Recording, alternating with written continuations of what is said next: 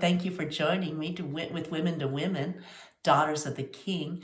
I like to bring on these Saturdays nuggets to you women that shows that God has it in his design for you to rise up in leadership wherever he's called you to. And I want to show you in particular in the church what he has put in place here. Now here in 1 Corinthians chapter 12, verse 28, it lets us know that God says that he set in the church first the apostles, secondary the prophets, then the teachers, miracles, gifts of healing, so on and so forth. But you notice in those top two positions, he says the apostles and the prophets.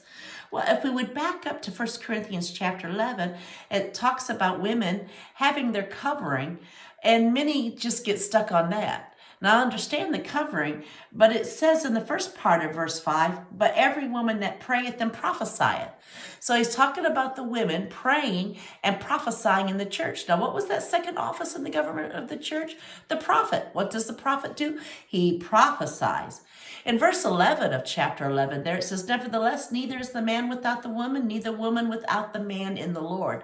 The Passion really brings this out clearly. The Passion says, so then I have to insist that in the Lord, neither is the woman inferior to the man, nor is the man inferior to women. In fact, we know the word says that there's neither male or female in Christ Jesus.